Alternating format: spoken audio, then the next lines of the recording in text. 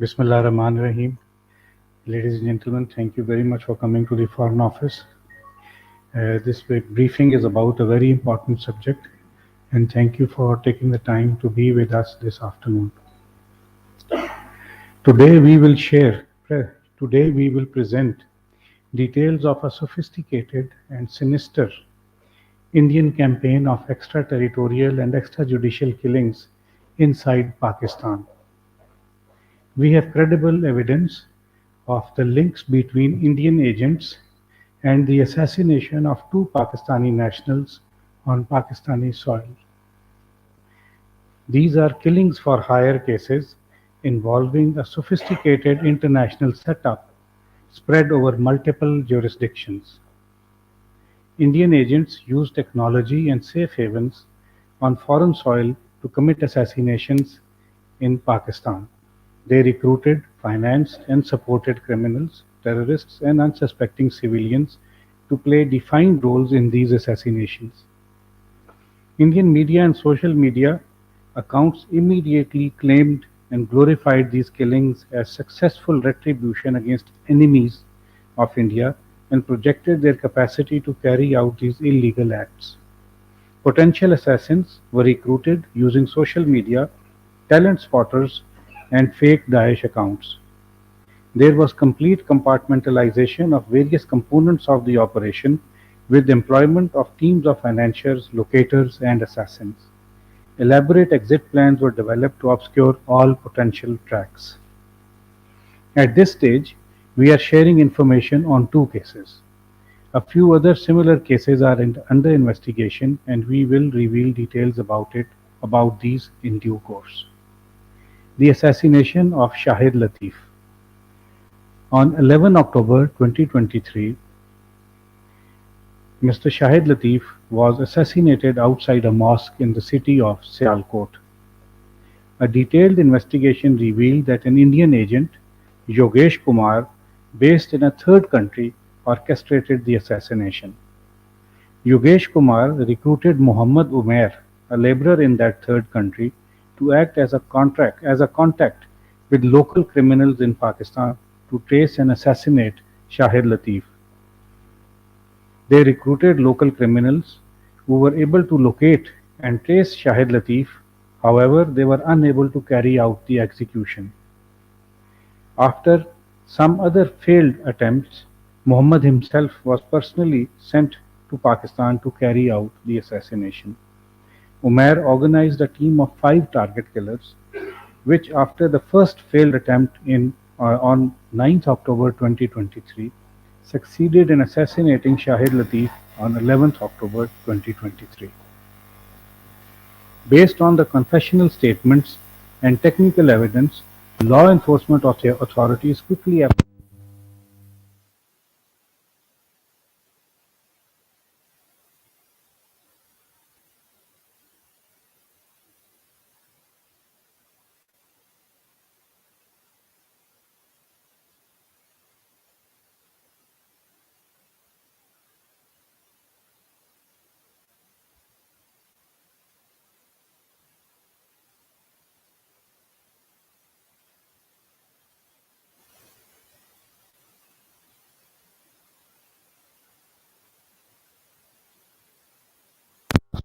who was assassinated during Fajr prayers in a mosque in Rawalakot on 8 September 2023.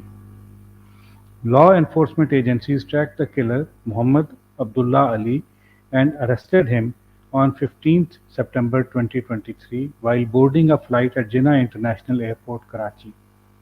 Interrogation revealed that Muhammad Abdullah Ali was recruited and guided by Indian agents Ashok Kumar Anand and Yogesh Kumar. Indian agents utilized social media app Telegram to recruit Muhammad Abdullah Ali, who was asked to locate Muhammad Riaz. Muhammad Abdullah Ali received payments through middlemen based in a third country. He was also provided with weapons and ammunition. After a failed attempt on 7 September 2023, Muhammad Abdullah Ali succeeded in killing Muhammad Riaz on 8 September 2023. The law enforcement authorities apprehended Muhammad Abdullah Ali and his supporters and facilitators from various cities in Pakistan. The case is being tried in a court of law. Based on the confessional statements of Muhammad Abdullah Ali and technical evidence, the investigators quickly identified the facilitators in Pakistan as well as in third countries. We have documentary, financial, and forensic evidence of the involvement of the two Indian agents who masterminded these assassinations. We are releasing the passport details of Yogesh Kumar and Ashok Kumar. We have also reached out to the governments of the relevant third countries. As I have said earlier, there are a few other cases of similar gravity at various stages of investigation. The conclusions one is forced to draw from this very serious and disturbing information is that these cases reveal a growing sophistication and brazenness of Indian-sponsored terrorist acts in Pakistan. They fit the pattern of similar cases which have come to light in other countries including Canada and the United States. Clearly, the Indian network of extrajudicial and extraterritorial killings has become a global phenomenon. Pakistan has remained a target of extrajudicial killings. We are now witnessing an increased sophistication in these operations as revealed in these two cases. It is critical to bring to justice the killers, their facilitators, and financiers involved in these assassinations. Indian agents need to face justice for their extrajudicial and extraterritorial killings in Pakistan and other countries. India must be held accountable internationally for its blatant violation of international law.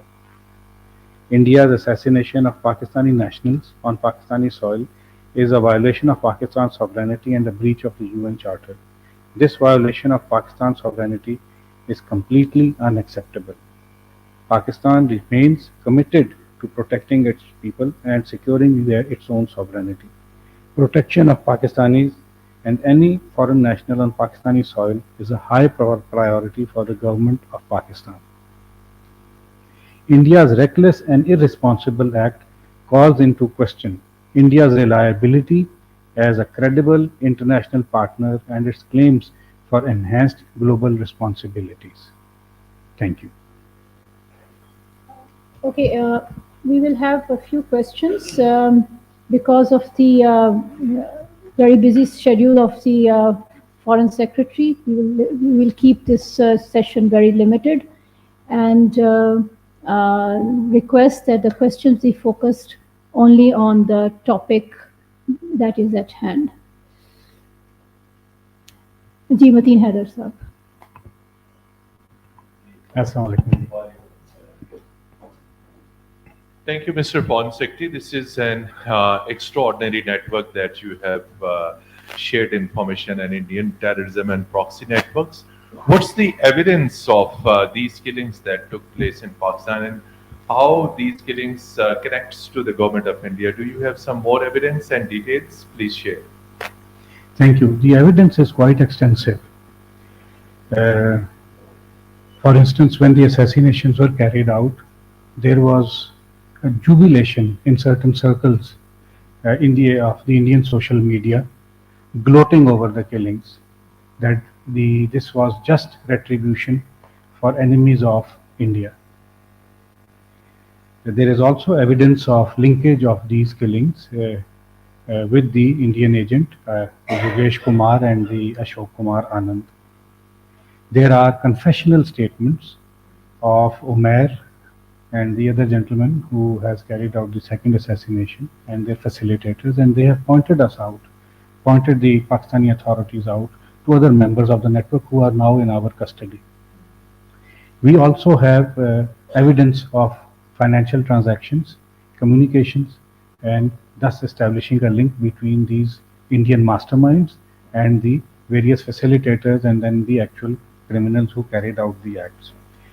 Taken together, this is a fairly comprehensive package of evidence which clearly points out to the involvement of these Indian agents, we believe at the behest of their state, to carry out these assassinations on the territory of a sovereign state in complete violation of international law. And then there is the general atmosphere about this. We are not the only ones saying this. There is evidence also, which the Canadian authorities have shared, and there is also news of the United States, where another agent, Indian agent, has been caught trying to conduct a similar activity there. So, taken together, it is fairly clear what India is doing in complete violation of international law. Mr. Nazim.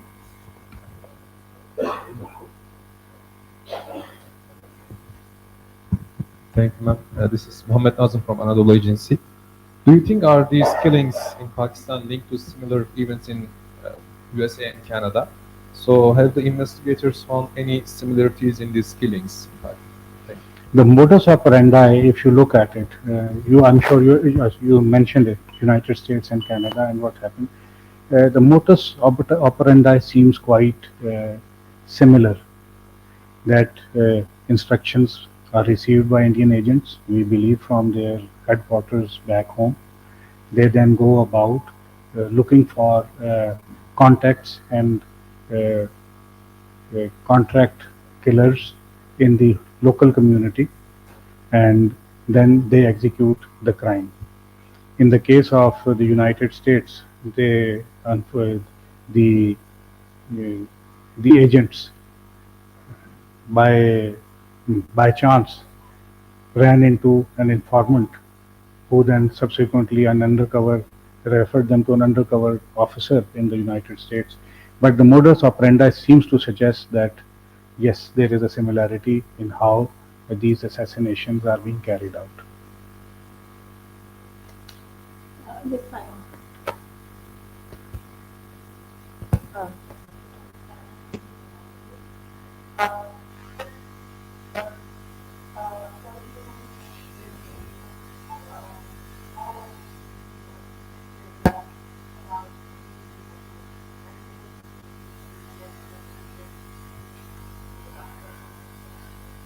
Some information cannot be shared at present because it is of a sensitive nature and impacts on the court cases that are underway.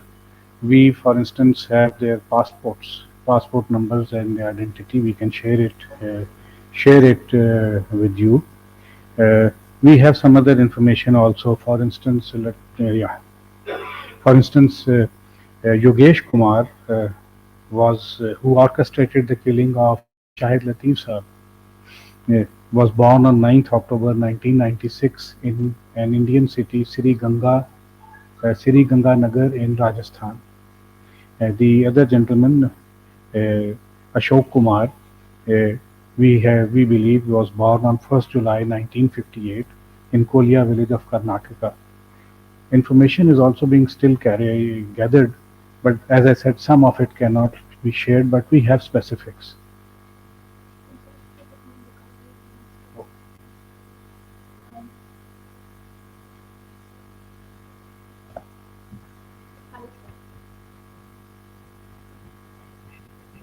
Sir, how many individuals other than these two targeted in Pakistan? There is a report that some other target killing in Pakistan in 2023. Have you found any clear evidence of Indian involvement in these cases? Right now, of course, as I've already said, we are sharing details of these two, but it cannot be discounted that there are other instances that have also happened. Investigations are underway, and as and when we have sufficient evidence, it will be shared with you. We don't have time for many questions.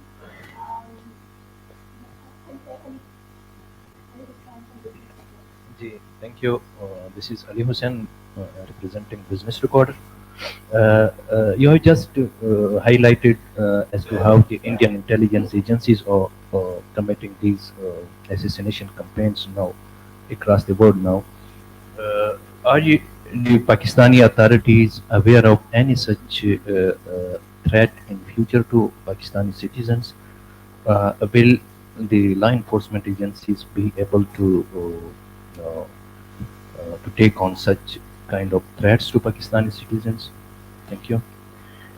Following these incidents, of course, we have increased our vigilance, knowing that now Pakistan is a clear target of Indian activities of this nature. Our agencies and various other departments and ministries are exercising extreme vigilance. We do not discount the possibility that there may be other targets of Indian activities. To the extent possible, uh, the Pakistani state will do everything that it can to protect its citizens. Where it has evidence, of course, the individuals will be informed that they need to exercise caution. We are doing everything that a sovereign state needs to do to protect its citizen in the face of this absolutely uh, lawless criminal behavior. We have to finish at 5:30. That's why this was the last question. My apologies, because there is an important meeting there for which the Foreign Secretary has to go. Our apologies. This was really the last question. Thank you very much. I am really grateful for your time, please. Thank you very much.